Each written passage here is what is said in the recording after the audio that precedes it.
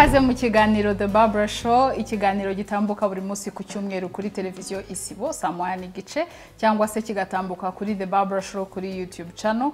Turakwakiriye. Iki ni ikiganiro gihuza urubyiruko n'abakuze kifashishije ingero zifatika z'ubuzima bwabo, inararibonye ryabo, akazi bakora, ibintu bitandukanye by'ubuzima ushobora kwigiramo. Nanjye ubwanjye ndiga naravuze nti ntabwo ngomba kwihererana amasomo njya nkura mu biganiro ngirana n'abantu, ngomba kuyasangiza n'abandi bantu benshi, twese tugakurana, tukunguka, tukamenya byinshi hamwe. Ni muri urwo rwego rero mu kiganiro cy'uyu munsi twatumiye Madame Grace Ingabire. Grace Ingabire ni umuyobozi wa RICTA. RICTA ni ikigo cya leta gishinzwe ikoranabuhanga, itumanaho ndetse na interinete. Tukaba twamutumiye kugira ngo aze atuganirize ikoranabuhanga n'akadomorwa. Akadomorwa ni iki rero? Akenshi ngira ngo nko kubabaye mu Rwanda mumaze kubyumva mu bitangazamakuru bitandukanye, ariko abari hanze y'u Rwanda namwe mukeneye kumenya akadomorwa ni iki. Akadomorwa ni campaign irimo kuba, yes, ni Grace araza kubisobanura nk'umuntu bibamo, ariko hari ubukangurambaga bumaze iminsi burimo kuba kuri akadomorwa, ubukangurambaga rwitwa Zamuka n'akadomorwa. Turagira ngo rero Grace atuganirize ku kadomorwa mu bimenye, nanjye mbimenye, ntabwo nari mbizi neza mu magambo arambuye, hanyuma dukomeze twubaka igihugu cyacu no mu ikoranabuhanga dufite amakuru asesuye. Grace, tuguhaye ikaze. Urakoze Barbara. Yes. Urakoze kuntumira. Yes. Umushinga w'akadomorwa wavuye he? Ku muntu utawuzi, utanumva radio, utaranareba televiziyo ngo abyumve, aguye kuri iki kiganiro cyangwa se adukurikira kuri YouTube. Uyu mushinga w'akadomorwa wavuye he? Rero uyu mushinga ahantu wavuye, twaricaye RICTA hamwe n'abafatanyabikorwa bacu mu gihe cya lockdown gitangira y'umwaka ushize. Ubucuruzi bwari butakikora, abantu bari mu rugo batagisohoka. Turicara turatekereza niki twakorera abanyarwanda mu rwego rw'ikoranabuhanga ku buryo ngo ibikorwa byabo byakomeza gukorwa bari mu rugo. Tufata umwanya, duhuza abantu b'ingero zitandukanye, turavuga tubahe ikintu bita online presence. Online presence bivuze mu Kinyarwanda gukorera kuri internet. Online presence bivuze gukorera kuri internet. Yego. Okay. Yeah. So turabizi twafashe umwanya muremure wo kwiga kuri uwo mushinga, duhuza ibigo bitandukanye, duhuza abacuruzi, turavuga niki twabaha kugira ngo bakomeze bakore bari mu rugo. Ntago ari abacuruzi gusa, ni abantu bikorera ku giti cyabo, nawe ushobora kuba wakorera ubucuruzi kuri internet. Cyo turaza kukigeraho. Okay, umuntu aradukurikiye muri uyu mwanya, ariko hari ibyo atumva. Itandukaniro riri hagati y'ububiko no kumainteninga cyangwa se maintenance y'ububiko, aho ashyira amakuru ye, data ye, na domain name bitandukanira. Ibi ni ibintu umuntu uba muri IT sector yumva, ariko giye ndashaka kubyumva nk'umuntu utabizi kandi udafite technical expertise kuri ibyo bintu. Mu magambo yoroheje wabisobanurira gute, cyangwa se umuntu udukurikiye kugira ngo tuve hano avuga ati okay, domain name ni iki bivuga, hosting bivuga iki, bitandukanira he ni biki? Okay, dahera kuri domain name. Domain name mu Kinyarwanda bayita indangarubuga. Indangarubuga. Yego. Indangarubuga ni izina ryawe kuri internet. Okay. Izina ryawe kuri internet. Urugero thebarbarashow.rw. Urcyo. Aha. So, okay. thebarbarashow.rw iryo zina uko rireshya ryose nicyo twita indangarubuga cyangwa domain name. Okay. Hanyuma hosting rero. Hosting rero, mbere yo kujya kuri hosting ndasobanura icyo bita website. Aha. Hari website mu Kinyarwanda bayita urubuga. Urubuga kuri internet. So domain name ni izina ryawe kuri internet, ariko kugira ngo urubuga rwawe cyangwa website rubeho ugomba kuba ufite iryo domain name. Yeah, iyo ndangarubuga, iryo zina. Okay. Mu Rwanda dukoresha .rw cyangwa akadomorwa. ariko aho ni mu Rwanda. Muri Kenya bakoresha .ke. Yes. I Burundi bagakoresha .bi. So buri gihugu cyose ku isi hose gifite izina riranga uwo muntu utuye muri icyo gihugu kuri internet. Iryo zina rero rigomba kujyana n'icyo bita website. Iryo zina bavuze ngo The Barbara Show. Website rero ni urwo rubuga rero ruriho amakuru cyangwa contents, ibiganiro ibiki byose tukabishyira kuri website.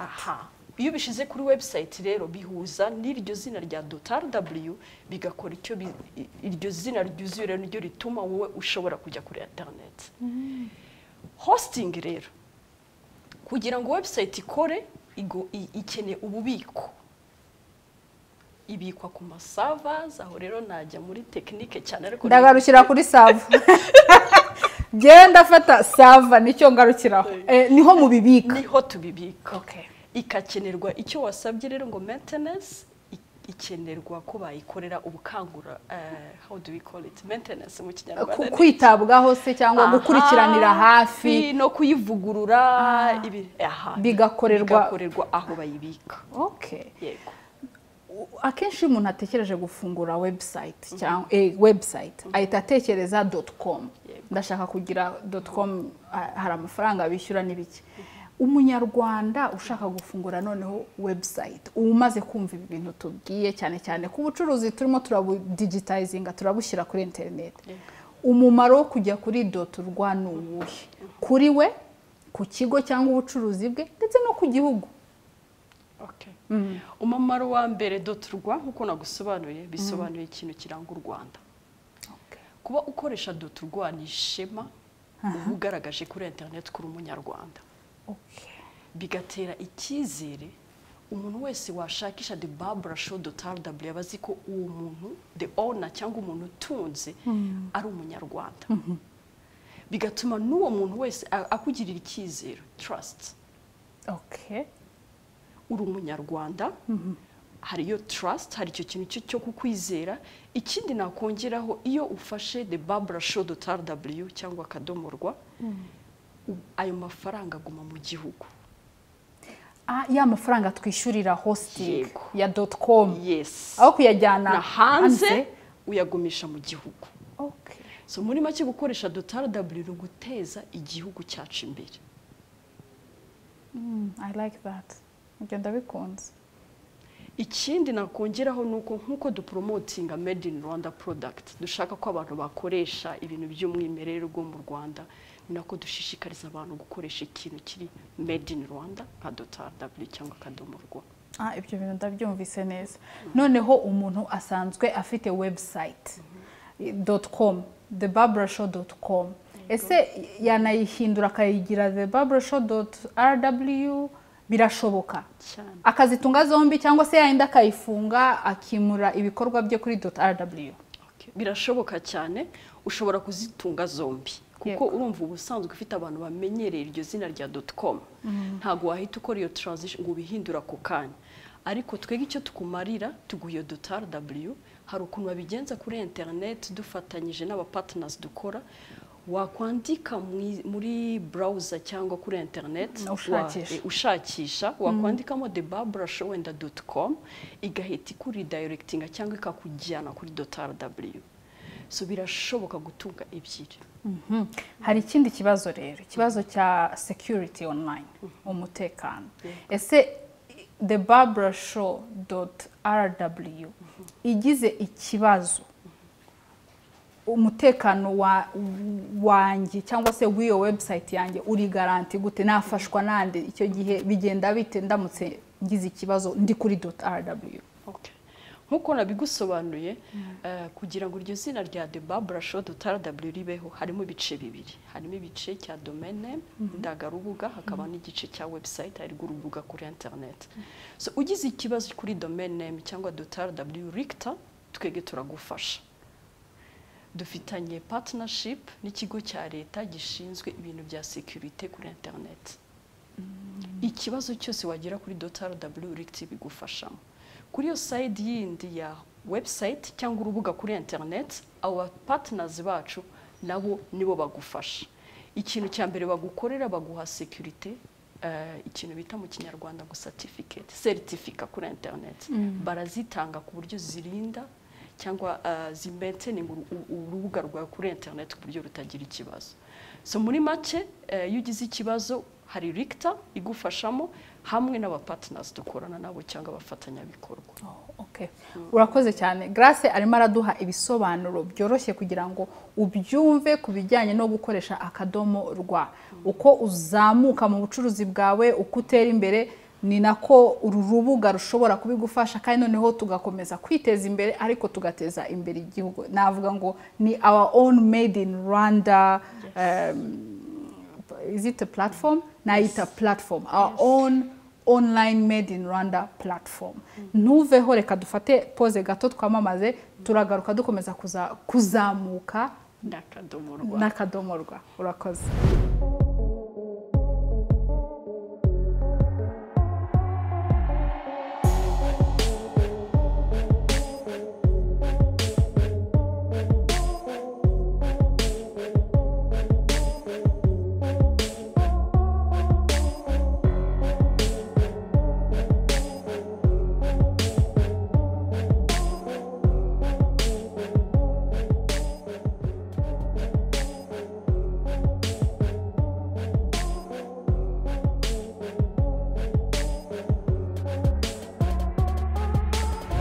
Tuguhaye ikaze nanone ku kiganiro The Barbara Show. Ushobora kuba twari kumwe cyangwa se nibwo ugisanga tuganira. Turimo turaganira kuri campaign cyangwa se ikoranabuhanga na .rw cyangwa se .rwa.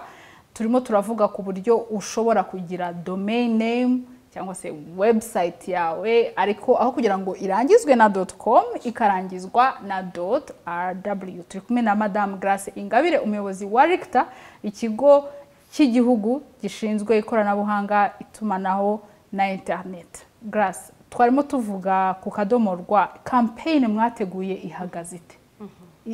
Mugamije iki? Ni iki umuntu dukurikiye yakungukira muri iyo campaign cyangwa se nibyo murimo murakora? Okay, campaign nkuko nabisobanuye tugitangira, twashatse solution cyangwa igisubizo twaha abacuruzi, abantu bikorera, amashuri kugira ngo bakomeze bakore online. Isi tugezemo muri iki gihe ibintu byinshi bisigaye bikorerwa kuri internet. Abana basigaye bigira online, ubucuruzi abantu basigaye bagura ibintu bicaye mu Rwanda bakagura ibintu mu Bushinwa. So iyi campaign igamije muri make gufasha abacuruzi, gufasha abantu bikorera, gufasha ibyo bigo byose nagiye mvuga gukorera kuri internet. So tubaha ikintu bita website cyangwa urwo rubuga rubafasha gukomeza gukora nubwo baba bari mu rugo cyangwa igihe icyo ari cyo cyose. Murimo gukangurira abantu rero gukoresha urwo rubuga n'abanyarwanda, ariko gutangira gutekereza ku accessinga cyangwa se kujya ku mbuga nyarwanda zikoreye hano mu Rwanda. .rwa hariho identity y'igihugu. Ese umuntu ntiyakumva ko imikoreshereze ye ubuyobozi bw'igihugu buyifiteho control, nimba ariko nabivuga, ingana gute? Kuko umuntu ashaka kuvuga ati affaires zanjye se ko ziri exposed, uwo muntu wamubwira iki? Okay, sinahakanya ubwo n'ubutunzi bw'igihugu first of all. So turakorana na leta, dukorana na Ministeri ya ICT, dukorana na Rura, nayo reporting aho niyo yaduhaye mandate yo gukora mu Rwanda.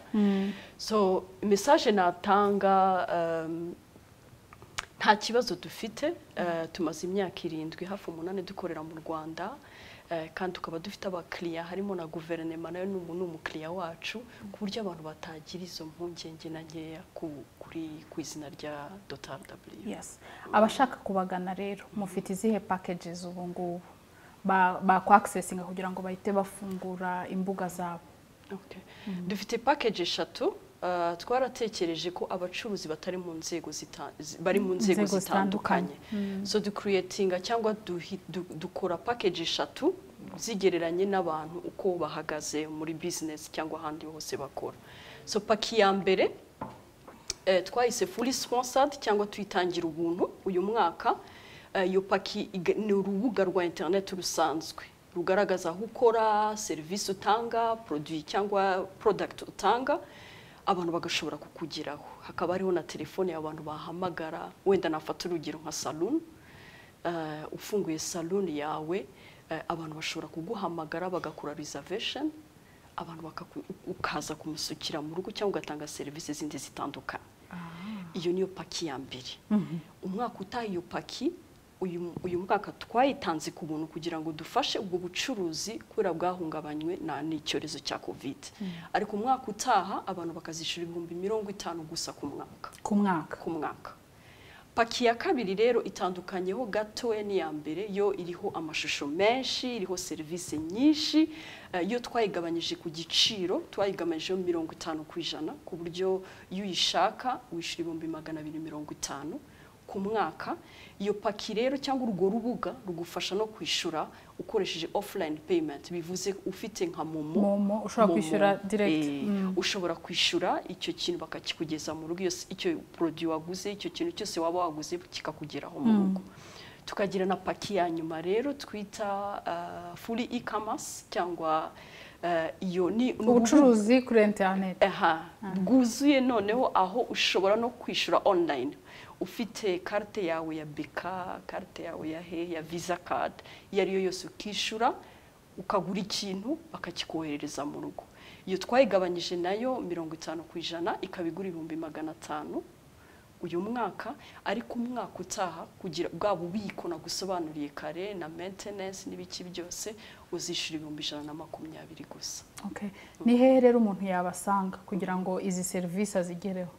So twateganyije uburyo butatu bw'abakiriya batugeraho. Harimo urubuga rwacu kuri internet rwitwa akadomo.rw, aho iyo uhageze usanga abafatanyabikorwa bacu dukorana nabo, ugahitamo muri izo package navuze, ugahitamo iyo ushaka, ukuzuzamo, hari ibintu tugusaba kuzuzamo, izina ry'ubugu ushaka, n'ikibazo kindi waba ufite ukabisubmitinga cyangwa ukabyohereza kuri internet, umufatanyabikorwa bwacu agahita guhamagara.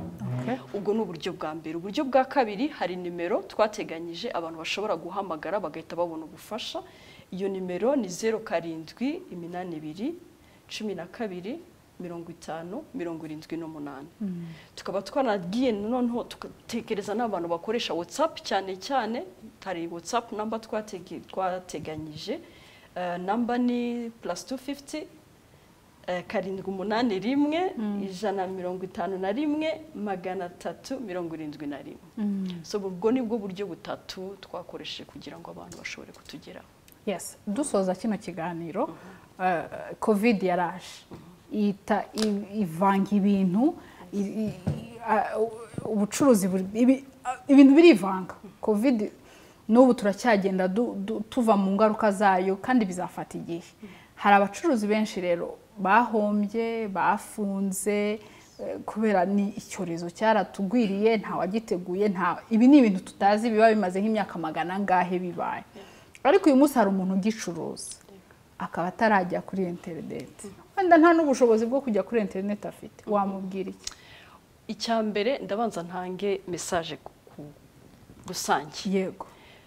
Abanyarwanda kenshi dutekereza ko gukora kuri internet bisaba ubumenyi buhambaye, bisaba, hari abantu muri IT hari ukuntu babyita ngo IT gurus cyangwa skills, ubumenyi buhambaye, ariko sibyo.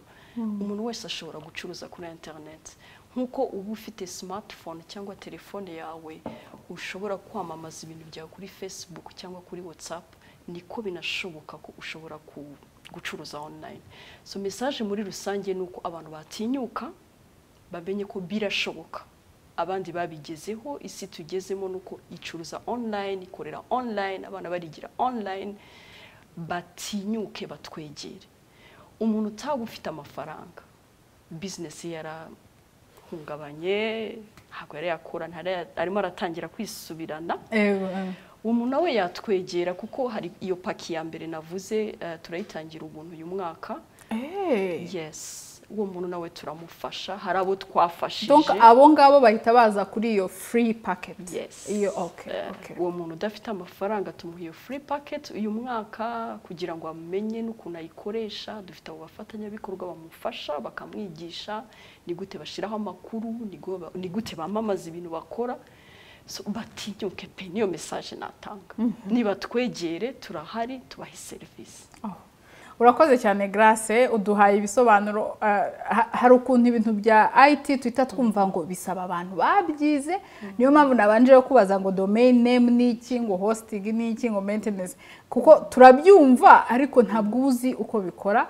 Noneho by'akarusho urakoze kudusobanura uburyo akadomorwa twayungukiraho, amafaranga akaguma mu gihugu, tugateza imbere igihugu, ariko noneho tukaba twabona n'ubufasha hafi byihuse. Ni nimero mu Rwanda uhamagara, ni ku kazi wanyu umuntu ashobora gushaka ukuntu yahagera, cyangwa hari abantu bahari bagufasha mu rurimi rwawe mu buryo bworoshye, ikibazo cyawe kigakemuka. Murakoze cyane. Reka rero mbabwire nti reka twese tuzamuke n'akadomorwa, duteze imbere ubucuruzi bwacu, dushyire ibikorwa byacu ku kadomorwa, tutiteza imbere gusa ariko tunateza imbere igihugu cyacu ubwo dukomeje gukataza mu ikoranabuhanga, mu iterambere. Tuzamuke n'akadomorwa. Murakoze cyane kudukurikira, nkuko mbivuga buri munsi ndababwira nti Imana ibahe umugisha. Urakoze gukurikira ikiganiro The Barbara Show. Nimba ukibonye kuri YouTube The Barbara Show, kora subscribe ujye ukomeza kubona amakuru n'ibindi biganiro byinshi bikomeza kuza. Nimba udukurikira kuri Facebook, nimba udukurikira kuri Instagram, komeza udukurikire, turakwishimiye cyane.